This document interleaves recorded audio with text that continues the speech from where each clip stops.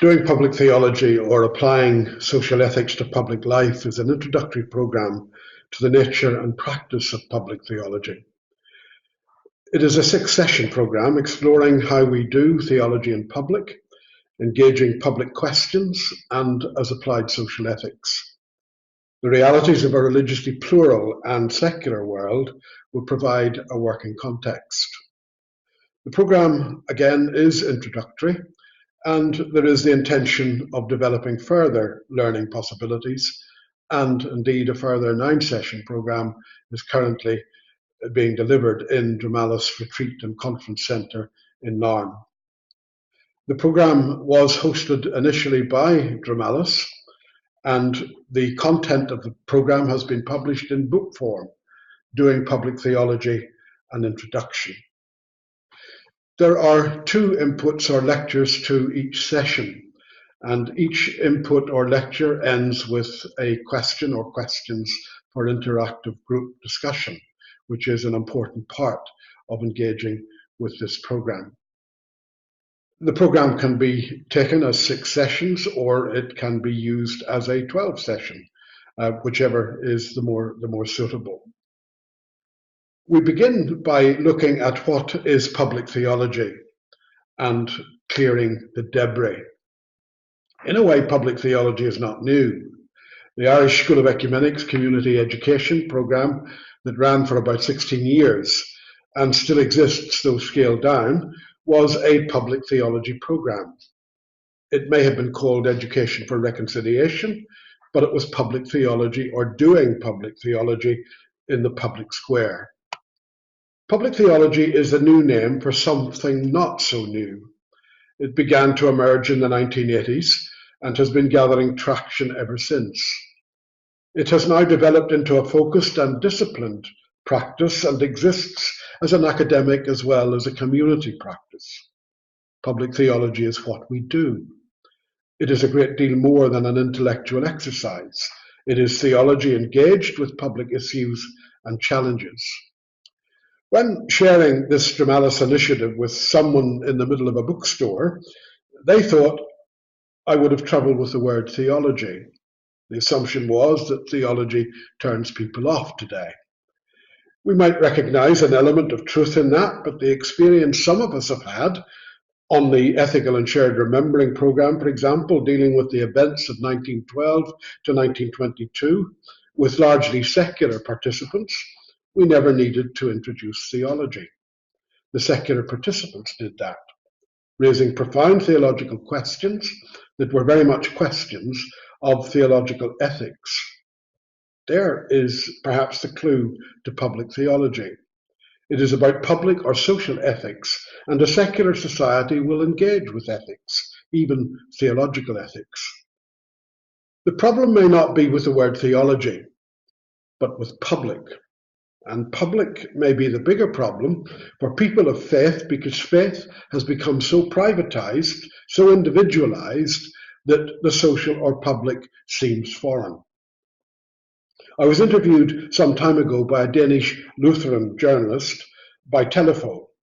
It was mainly an interview about peace building and reconciliation and the role of European churches. He asked me to respond to something he hears often in Denmark, that peace building and reconciliation are the work of politicians and not the church. The church's concern is with people's spiritual well-being or salvation. Now, there is more than a whiff of having a passport to heaven about that, avoiding eternal damnation, pie in the sky when you die. I don't know the Danish scene well enough. It has a state church, Lutheran, and a government minister for religious affairs. But I could recognize what he was describing as an Irish perspective, both Catholic and Protestant. Private, personal, individualized religion still persists, and it is an eternal comfort zone. The public questions are too challenging, too difficult, so there might even be resistance and opposition to joining public with theology. These are issues best left to politicians, and there will be clergy and politicians very happy about that. It may be that both words are problematic because public theology does take us out of comfort zones, disturbs our pietistic faith, and highly spiritualized religion. It asks us to engage with big public questions and to do so in dialogue with the secular world and the world of other faiths and religions. There is a big triple challenge there. We need, though, to clear the debris. The way into engaging with the public square is littered with historical and cultural debris. We need to recognize that it's there and clean up a past. This is to recognize that some things have changed massively for people of faith, especially Christian faith, in the Atlantic Western world. We live after Christendom. We might refer to this as AC, just as we speak of BC and AD or BCE and CE. We now live AC, after Christendom. Christendom began in 313 BCE when Emperor Constantine Christianized the empire. His successor Theodosius went a stage further and made Christianity the only legal religion of the empire. Christianity was now in bed with the state. Faith was closely connected with political power, and throne and altar were inseparable. The state sponsored and protected the church, and the church colluded with and blessed the state. The church legitimized and blessed the state's wars and armies. God was dressed in the emperor's clothes, and Jesus became a politicized warrior Messiah. People and lands were conquered in the name of God. All wars were holy wars, and God was on the dominant power's side in battle. The church became powerful, imperialistic, and often shared in the corruption of the politics and political power. People submitted to the state and the church. Belief became codified, and a new word, heresy, was invented. Christendom was a Western phenomenon and lasted for around 1500 years. Then it collapsed, and it collapsed in the century when we, or most of us, were born. The collapse began earlier, some would say in the 16th century, when the Reformations took place. Not that Martin Luther made a clean break between church and state. He didn't, because he was too much of a social conservative for that. But the revolution, which was always bigger than Luther, undermined the church-state system and set in motion the downward spiral. The catastrophic war of 1914-1918 has been described as the war that killed Christendom. When it ended, 4 of the 6 imperial powers that had gone to war had collapsed, and the remaining 2, France and Britain, were so damaged and in decline that they too had joined the wreckage of history by the late 1950s.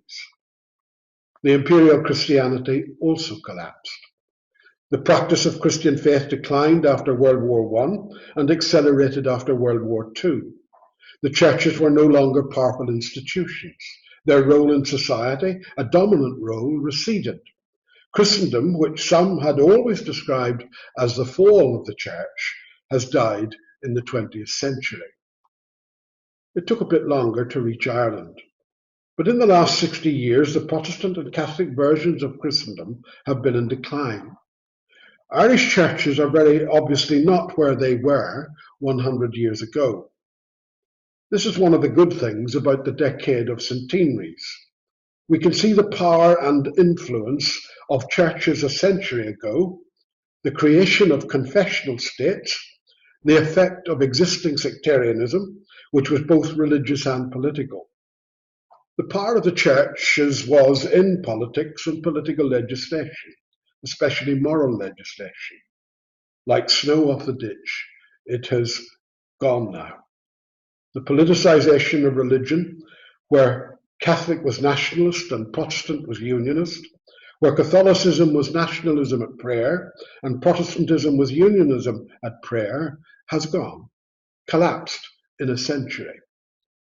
And we are clearing up the debris of Christendom, and it is a liberating moment. We need to acknowledge what has happened in Ireland over the last 60 years especially. Churches no longer have political power, are no longer in bed with the state, and need to resist every temptation to recover that political power. The collapse of Christendom means that people of Christian faith operate with a radically different model of power. The end of Christendom also means the end of Christendom faith. The war god has died. The omnipotent, dominating, and coercive God is also dead. The challenge of AC is to shape a new theological paradigm, and public theology is about that. Then there is after secularization. We live after secularization. We will explore some of the key words in session 5. These are secularization, secularism, and secular. They sound the same, but each is different, and it is important to know the difference. For now, it is to recognize that we live after secularization, which we might refer to as AS.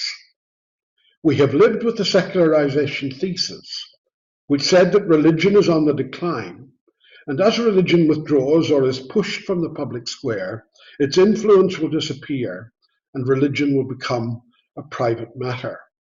Politics is public, religion is private, and should remain private. Religion has increasingly become private, not always because the power of the secularization thesis has forced it into the private sphere. Religion itself, unable often to face the challenges of a changing Western world, has retreated into the private. In some cases, Christian religion in the West has taken flight. Faith has been for too long confined to the life of the soul, to private, personal, or sexual morality, to family matters, and to church life. Such privatized religion has struggled to be a moral presence in public life and has lost a prophetic voice. The prophetic tradition from the Hebrew scriptures that the community of faith reads week in and week out has been sidelined. Amos and Jeremiah are read but not heard. And Jesus, who was firmly in that prophetic tradition, has been domesticated. Many faith communities might be surprised to discover that the most frequently used word in the Bible is justice. And in 9 out of 10 uses of the word, it means social justice. Faith communities have bought into the secularization thesis and retreated into pietistic, individualized, and privatized faith. There is more concern with the salvation of the soul than with the salvation of the world and the planet. Our preoccupations with sexuality in the church may well be our way of avoiding the difficult and hard questions of economics and economic systems, and the issues of poverty and violence, war, and environmental degradation. The secularization thesis was a Western idea, and over the last 50 years or so, it has run into serious trouble. Its problem is that having insisted that religion was in decline and would become totally privatized and even disappear, certainly from public life, that has failed to happen. Religion just hasn't gone away. Indeed, during the last half century, all religions have grown in numbers and practitioners. Christianity may have declined in the West, but it is strong now in Latin America, Africa, and Asia. These are the regions where the largest numbers of Christians are, and the largest growing religion on the planet is Islam.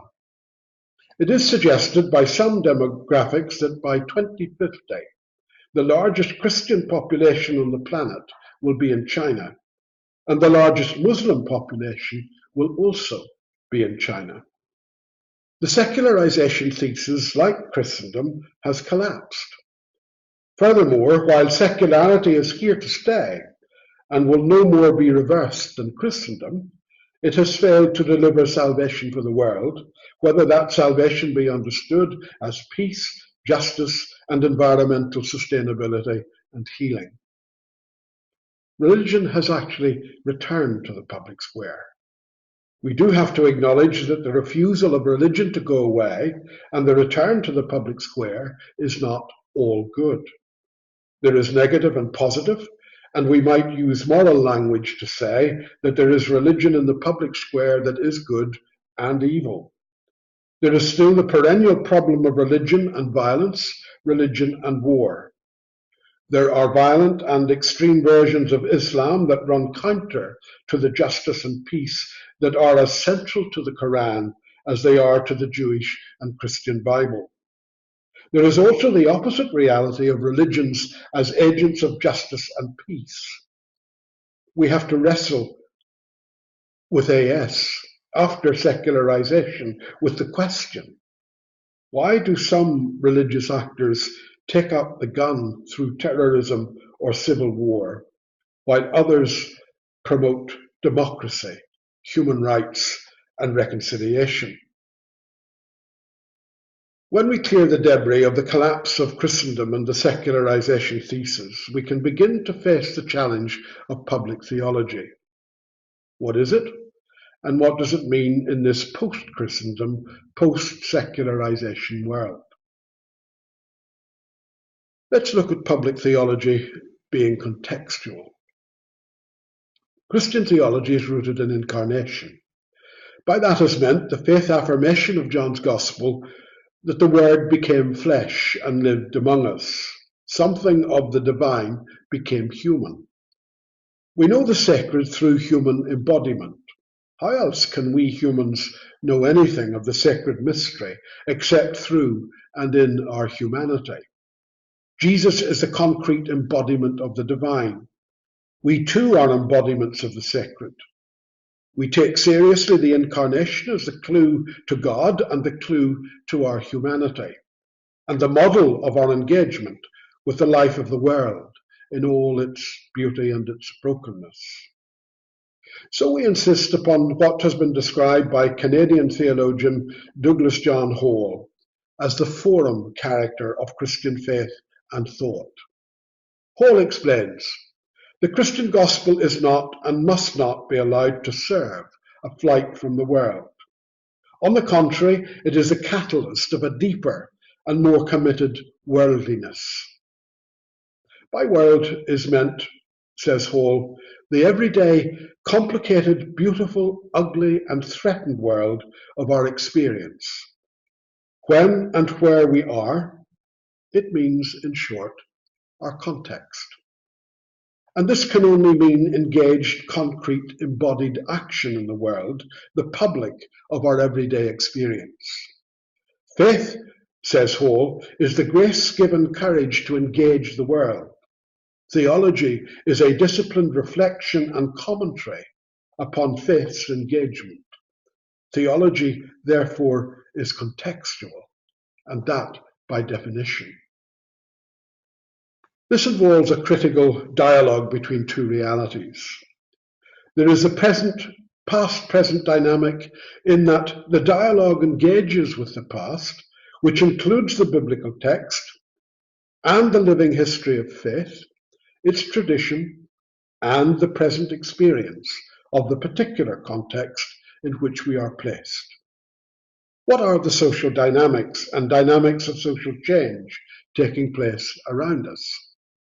In Northern Ireland, there is the ongoing struggle to move beyond conflict, deal with a violent and destructive past, and keep a fragile peace process moving forward. This includes living with our dysfunctional politics. There are economic dynamics, job losses and opportunities, alienated communities, transgenerational political suffering, fermenting identity politics.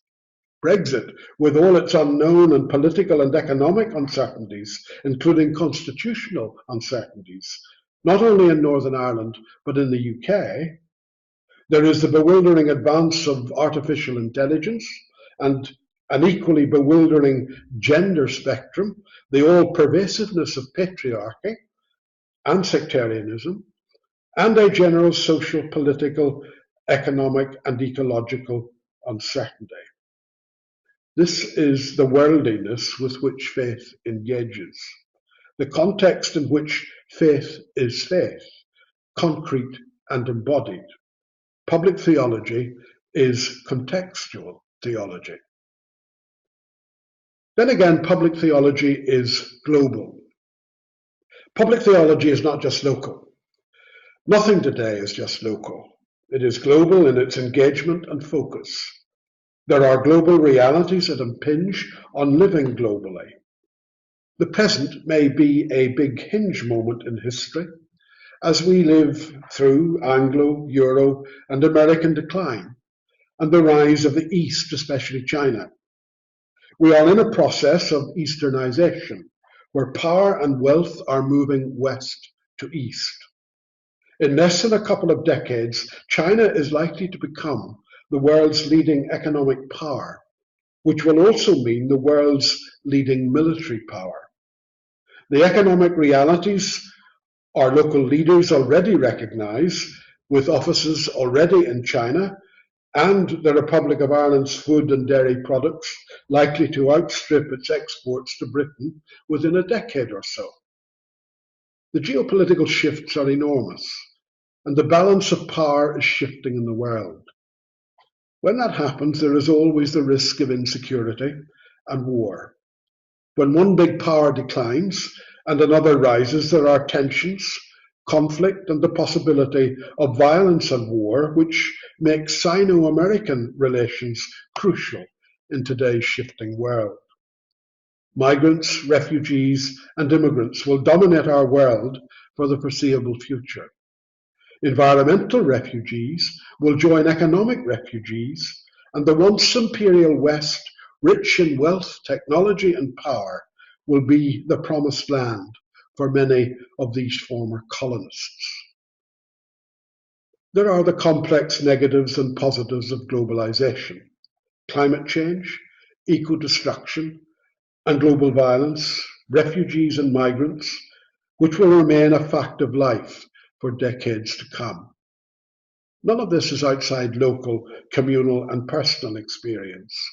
And there are theological and ethical responses to be made through allowing faith symbols and liturgies to express their inherent social meaning.